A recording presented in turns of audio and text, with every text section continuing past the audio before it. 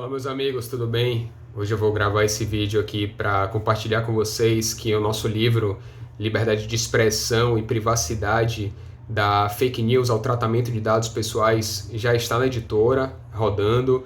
No dia 31 de outubro será o seu lançamento, já estará disponível nas plataformas digitais de e-commerce, lojas americanas, Submarino, no Amazon e nas livrarias. Hoje eu queria só tratar de um tema que é abordado no livro e que nós vamos falar também no seminário virtual da UNEB, que é o tratamento de dados pessoais à luz da LGPD, sobretudo porque hoje nós vivemos nessa chamada sociedade da informação ou sociedade do registro, em que nós estamos a todo momento conectados, desde o momento que ligamos nosso telefone celular conectado à internet, desde que fizemos aí algum cadastro em correios eletrônicos e e-mails, ou usamos aplicativos de geolocalização, nossos dados pessoais eles são coletados, tratados, classificados e muitas vezes compartilhados com outros agentes de tratamento, outras operadoras, e isso aí tem um grande valor de mercado.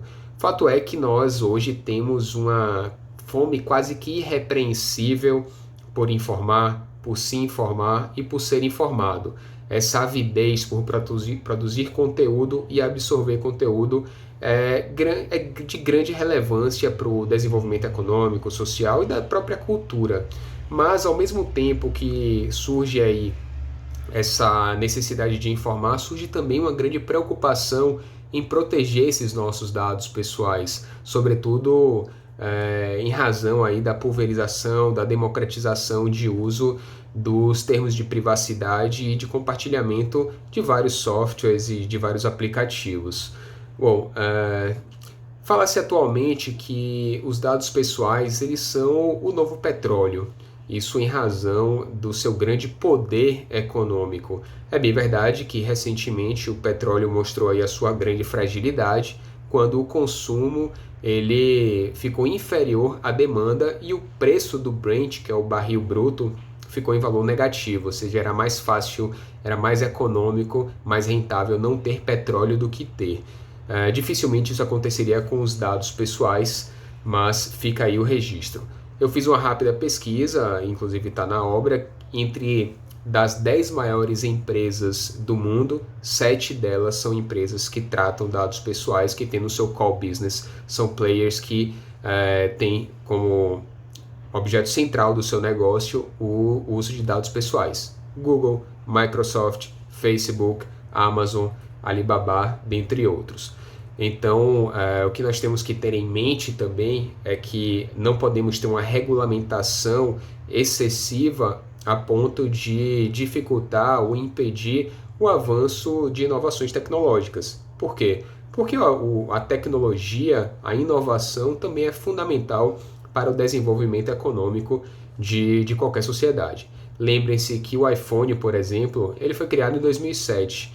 De lá para cá, imagine quantos serviços, quanta evolução, quanto emprego também não foi gerado em razão do uso, do tratamento que é feito com os dados pessoais. Aplicativos como Uber, o Instagram, Facebook, Waze, todos eles advieram de coleta de dados de geolocalização, de características pessoais de cada pessoa.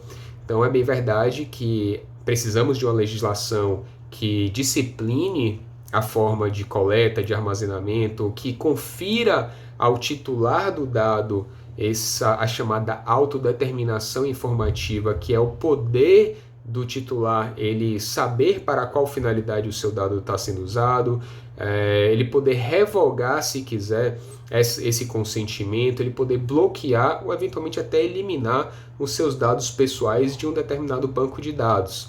Lembrando que existe uma grande corrente também que é contrária a qualquer tipo de regulamentação dos dados pessoais, o chamado dataísmo. Quem trata muito disso é um filósofo muito contemporâneo, o Yuval Noah Harari, na sua obra Homo Deus. E ele fala que países como os Estados Unidos, em que o uso de dados pessoais ele é muito mais flexível, é um país muito mais desenvolvido economicamente. Isso vai nortear toda a cadeia econômica daqui para frente. Feito esse parêntese em relação aí ao que defende o dataísmo, não é o que nós defendemos. Acreditamos que deve haver sim um equilíbrio da inovação tecnológica com o uso de dados pessoais, com o direito à informação, até porque isso é fundamental sim para o desenvolvimento, mas também é fundamental que o titular dos dados ele tenha esse controle, até porque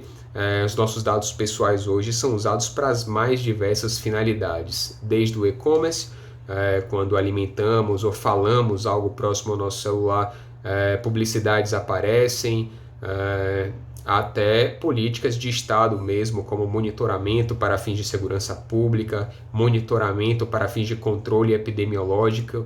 Vejam que agora o próprio Estado, né, o Estado de São Paulo e em outros estados da Federação, dados pessoais fornecidos por concessionárias de telefonia foram usados para controle epidemiológico, estatísticas de isolamento social.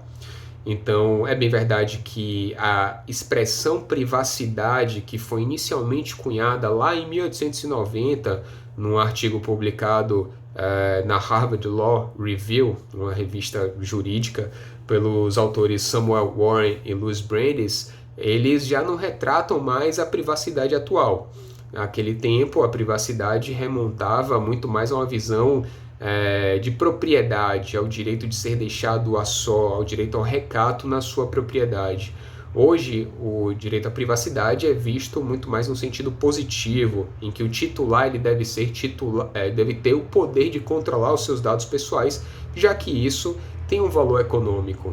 Então, você saber para qual finalidade o seu dado está sendo usado, você poder eventualmente revogar um consentimento dado em um termo de privacidade, em um termo de uso de um aplicativo, enfim, você ter essa possibilidade de dispor das suas informações.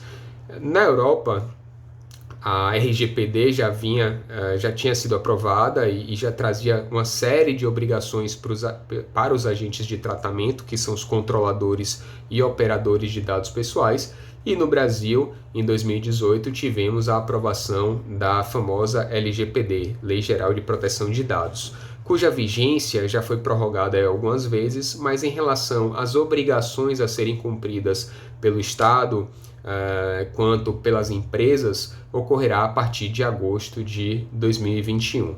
Agentes de tratamento, meus amigos, quando eu me refiro, são todos aqueles que de alguma forma operam dados pessoais, ou seja, não apenas na internet, mas no dia a dia, até no seu condomínio, quando a gente preenche alguma informação numa convenção de condomínio, eles são dados pessoais que a partir da vigência da LGPD deverão ser cuidados. Então, todo aquele que coleta, que trata, que armazena, que faz circular algum dado pessoal, ele tem que seguir as normas ali da LGPD. Uma das normas exige, claro, o consentimento para que esse dado seja utilizado, seja tratado. Eu não vou entrar nas minúcias da lei aqui, mas é claro que em algumas circunstâncias a própria lei traz o fato de que o consentimento não é necessário, até porque imagine se todo tratamento de dados fosse exigido um consentimento. Isso, sem dúvida nenhuma, iria barrar aí a inovação tecnológica de uma forma muito excessiva. Exemplo, dados anonimizados, que são aqueles dados que não têm o CPF, não têm o endereço, não têm o nome da pessoa. Ele não precisa de consentimento, ele é um dado que pode ser utilizado ali pelos agentes de tratamento de uma forma mais livre. Trouxe apenas alguns princípios da LGPD, como o princípio da finalidade. O dado ele deve ser utilizado para a finalidade que ele foi autorizado, o princípio da adequação e da necessidade. Os dados, uma vez autorizado o uso, deve ser utilizado da forma que traga menos efeitos colaterais para o titular. Bom, e existem vários pontos aí para a gente abordar, como o encarregado de dados, que é o chamado DPO, que será um profissional multissetorial, não apenas da área jurídica, mas de área de tecnologia, que será responsável por manter uma comunicação aí com a Agência Nacional de Proteção de Dados, uma possível agência reguladora, será responsável por manter esse contato com o consumidor e com os fornecedores, enfim, será responsável por manter essa política de tratamento de dados. Então, meus amigos, essas as considerações rápidas que eu queria trazer sobre esse tema agora. Um grande abraço.